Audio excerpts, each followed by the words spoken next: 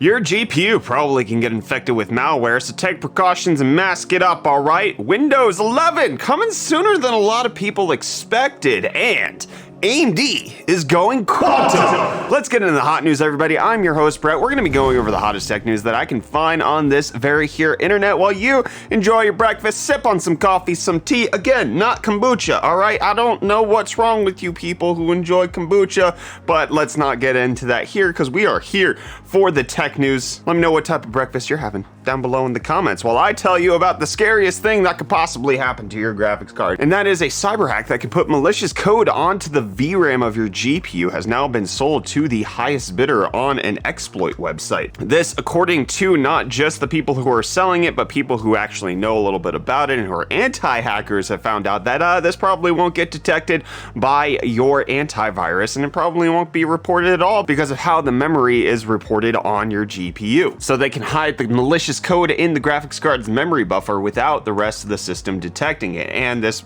is able to work on all GPUs that they were able to test it on, whether it be AMD, Nvidia, or even Intel, with a proof of concept being sold on the hacker forum. And you can see here that it was tested on a UHD 620, 630 Radeon RX 5700, GTX 740M, and a GTX 1650. Any proofs and checks can work with guarantor. Telegram contact is under my profile pic. Serious people only, all right? You want to hack everybody's GPUs? Well, then you can do that. This is not dissimilar to a GPU-based malware that's been done before, which was codenamed Jellyfish. However, it doesn't appear to be exactly the same. VX Underground, which is a threat repository, is saying that it can actually allow binaries to be executed by the GPU and in GPU memory address space rather than the CPU, and then they're going to be demonstrating this technique soon. So suffice it to say, this is pretty bad. Hopefully there's a fix that comes out for this before it ever even makes its way to people's PCs, considering the sale just happened on August 25th before other people figure it out. Probably already has been done. Who am I kidding? This is the internet. If you think of it, it exists. I was reading through a couple threads just trying to understand a little bit more about it, and it does seem like if your GPU does get infected by this malware, the likely only fix that you would have available to you is to reflash the original firmware of your GPU onto that specific card in order to make sure that's reset back to factory settings. So that could potentially be a loss for a lot of people who aren't necessarily tech savvy and enthusiasts like you and I, who know how to use NV Flash or ATI Flash, and who can safely say they've never bricked a card once in their life. All I'm saying is be careful out there, friends. It's a wild, wild west in the GPU world. What do you think of GPUs getting malware? I want to hear from you down below in the comments. And now I'm going to let you know about today's episode sponsor, and that is us and our merch store. Specifically, we have our Press F to Pay Respects t-shirts as well as the SynGap ribbon t-shirt. And the reason I'm promoting our merch store over another sponsor is because in 5 weeks we're going to be embarking on our annual charity live stream to raise funds for the research fund that goes to trying to cure my son's rare disease, which affects 800 people worldwide at the moment.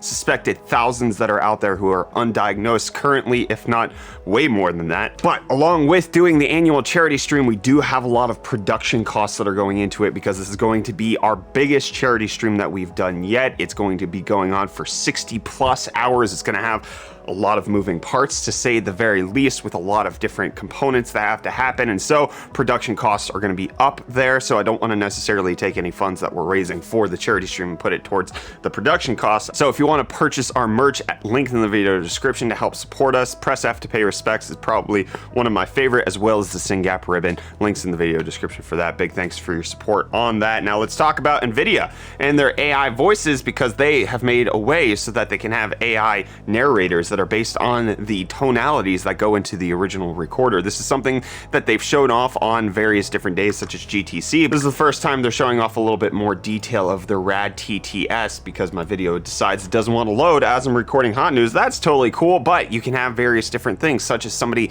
narrate something that you want it to say, and then with original tonality that's completely AI generated, it'll read that back in something that is not necessarily robotic or sounds synthezoid, and potentially even can be curated into something like vocal harmonies to create music.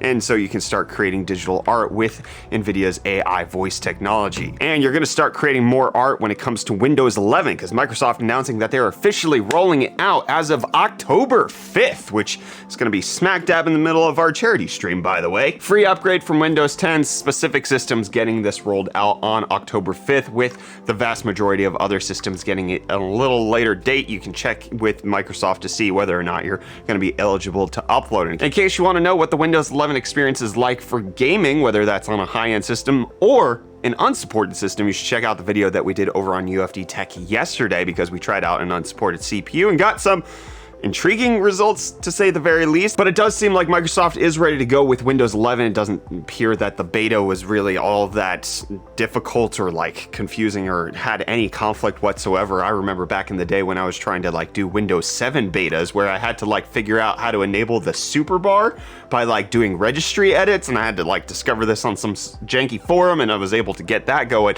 way back when. So the beta of Windows 11 is definitely a far cry from what the beta of Windows 7 was back in the day. So launching it this soon kind of makes a little bit of sense, but it won't come with the features of Android apps, with Microsoft saying that will come in the future. Likely it'll be an insider's release first, where you can test that out, and then they'll roll out Windows Android's apps to everybody at some point in the near future. But just a reminder that those Android apps won't be through the Google Play Store, but rather through Amazon's App Store, because you won't have any official Google apps for that. Speaking of Google though, in the slowest news day report that I could possibly bring you, Chrome for Android's dark theme is now slightly darker.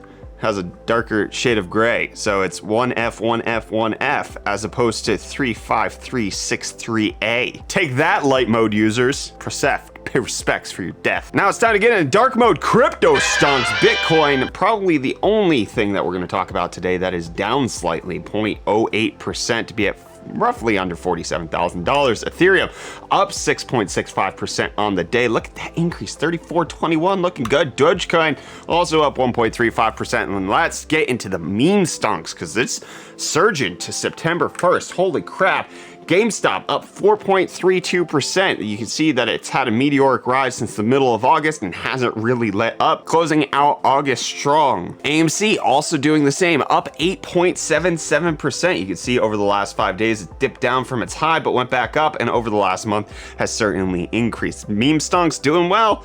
See if anything happens today. It looks like Google's not going to have anything happening as soon as they thought it was going to be when it comes to returning to offices or physical office space. They're delaying the mandatory return to physical offices until at least January 22 because of the whole, resurgence of the pandemic. So they're just taking some precautions there. But AMD's precaution and nothing, all right? You think quantum computing's gonna unlock just a giant chimera of black hole supernova, just deliciousness of unlocked potential knowledge?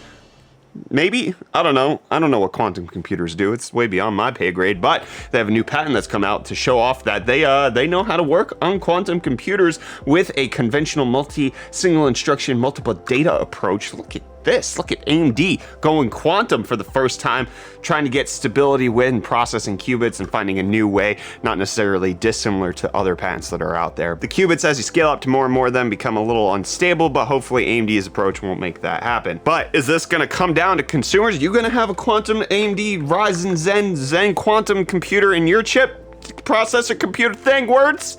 Yeah, quantum that. Brain blast! And because my brain went quantum and didn't realize how to structure hot news today, let's talk about Lotus and their electric vehicles, because as they got bought out by Geely, how am I supposed to say that car company? Anyways, they announced that they're going to transition fully to electric, and now we have some understanding that they're going to have 4 new models. 2 of them are going to be SUVs. And next year, they're going to debut an E-segment SUV codenamed Type 132. In 2023, we're going to E-segment 4-door coupe Type 133. In 2025, Type 134, which is a D-segment SUV. And in 2026, they'll have an all-new electric sports car, the 135. Do you think this really matters? Has Lotus fallen from grace? Do you really even care? about the future transition to electric vehicles? Let me know down below in the comments. And I'm here to let you know about a rumor of the 6900 XTX from AMD. Somebody posting a picture of a leaked slide photograph of something that AMD showed off at some conference somewhere, showing that it's 25 teraflop GPU with 18 gigabits per second memory, which is kind of cards that AMD's already launched. And the clock speed and the teraflops kind of match a card that's already out, and the 18 gigabits per second memory is something that they've already shipped out to OEMs. So this likely is not a new GPU. This is likely not the XTX. This is probably a GPU that AMD has already shipped or decided not to completely ship, or shipped out in different capacities to different people. And it's really, they're not going to be launching a brand new RX 6900 XT version variant, whatever you want to call it these days. Probably not happening, but I want to let you know about that rumor just in case you came across it on the interwebs while you're drinking your coffee, so you don't spit out your coffee and be like, why didn't Brett tell me about this in hot news? How could he betray me with the lack of knowledge? He cursed me with ignorance. I don't like that. Well, my friends, that's why I'm here, and thank you for joining me. You can get your ignorance cured by looking at pricing of GPUs going back up in yesterday's episode of Hot News. Not necessarily a good thing. Price indicators indicating elevation. It's disgusting. Just like kombucha. See you tomorrow for breakfast, my friends. Chip chip Cheerios.